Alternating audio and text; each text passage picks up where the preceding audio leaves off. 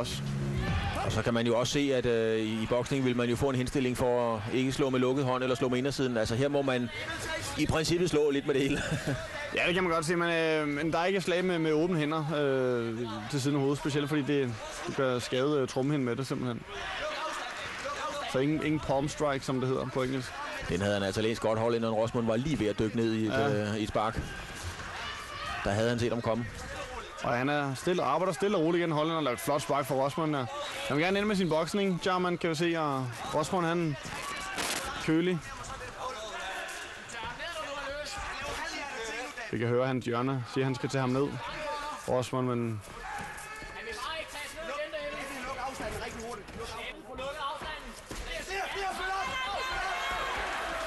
Så havner de i clinch igen, og det er den position, vi ofte ser i MMA, hvor de kan, som en af de ting, hvor man kan sige, at MMA skiller sig ud fra andre sportsgrene. Der er elementer i MMA, som du ikke kan finde i nogle andre kampsport. For eksempel i clinch her, at du både har slag, spark, knæ og kast i clinch, eller på gulvet, hvor du ikke kun har position som i brydning, eller stranguleringer og ledled som i jiu-jitsu og judo, men der er også slag med. Og vi ser mange udøvere, der kommer fra Brazilian Jiu-Jitsu, brasiliansk Jiu-Jitsu, hvor det er, som er smadret dygtige på gulvet, men hvor de har gi, og uden gien, altså kimonoen, så ændrer gamet sig en hel del.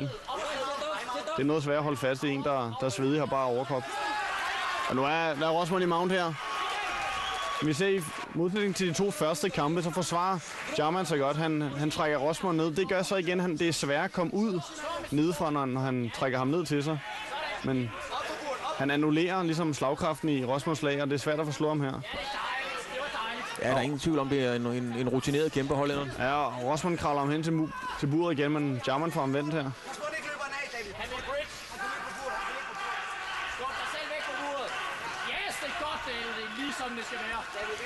Og det er jo en vanvittig konditionskrævende sport. Altså, der er ikke nogen, der går derind uden at være i form. Der er ingen pauser jo overhovedet. Vi ser her, prøvede Jarman at komme ud nedefra.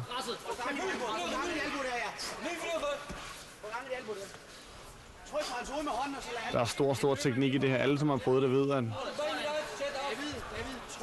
det er svært at lægge grapple, specielt hvis du ikke har en stor erfaring ved det. Og vi ser også relativt mange dygtige stående kæmper fra boksning og thai-boksning går over, og hvad det samme de bliver taget ned, så det er ligesom fisk op på land. Altså. Det ved ikke, hvordan de skal bevæge sig, men her prøver Jarman at komme ud nedefra her. Og også en bomber igennem her. Det rammer ikke mange af slagene her.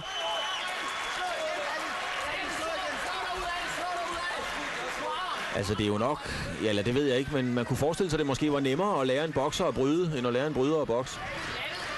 Ja, der er nogen, der har nemmere ved det ene end det andet. Det er sådan lidt forskelligt. Det er også så fascinerende ved MMA, vi ser i dag, efter så mange års udvikling.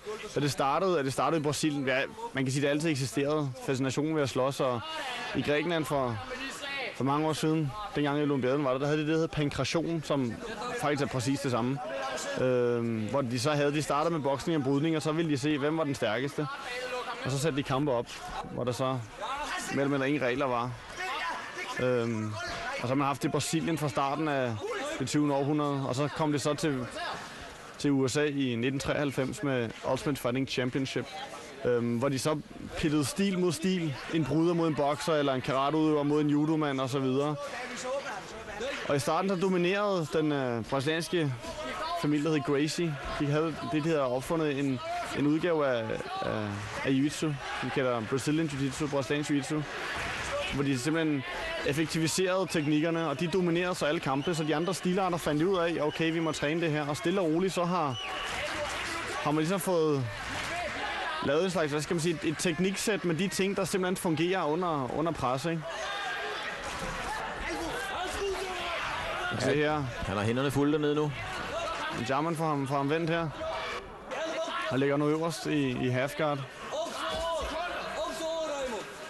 Han arbejder godt, Jarman, må man sige. Han er under pres, men Rosmund har styret de to første omgange ret godt her. Ja, men der var lige, det så ud som om i øjnene på Rosmund, at der var lidt træthed og lidt frustration på en eller anden måde at spore. Ja, han har brugt mange kræfter, ikke? Været i mounted på gang og bumpet igennem, uden han har kunne stoppe den hollandske fighter.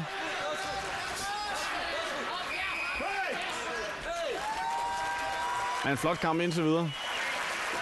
Og publikum her i Arena Fyn, de er glade for det. Og vi har også en flot titelkamp senere med som main event. Kenneth Rosford, den forsvarende mester mod landsholdsbryderen Ayub Sab Taskelon.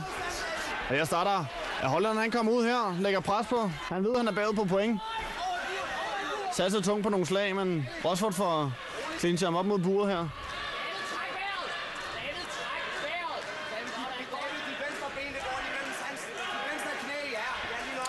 Ja, står kæmperne så og ser, om de skal gå til en nedtagning eller forsvare det, eller selvfølgelig arbejde med knæ. Ja, Rosman har prøvet en nedtagning, han blev kontret, og nu er det Holland, der ligger øverst.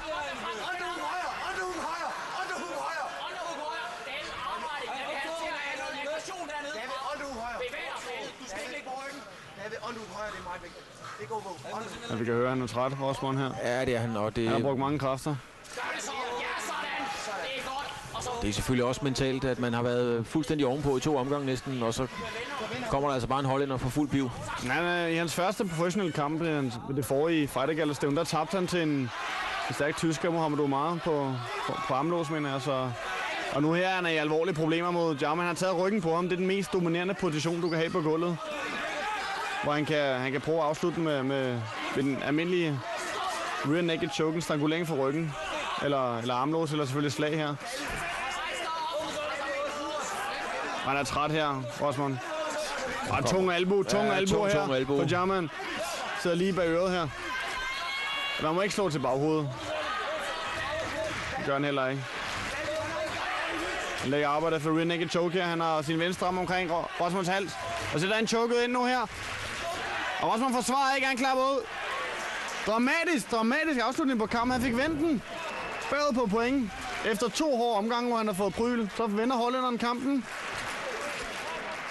Ja, han var træt til sidst. Han er træt her. Men jeg synes også, at det er rutineret kæmpet af hollænderen. Han tager faktisk den tid og den tålmodighed, der skal til, og venter på sit moment, og så slår han altså til. Ja, så han kobler rear naked choke her, og Rosman forsvarer ikke ved at prøve at få fat i armen eller noget. Han er færdig her. Rystet af albuerne, udmattet og klar ud. Og god sportshold mellem de 2 kæmper. Det er altid dejligt at se. 47 på submission. Og Mike Team Amsterdam, Raymond Jarman. Og Jarman vinder den helt fortjent.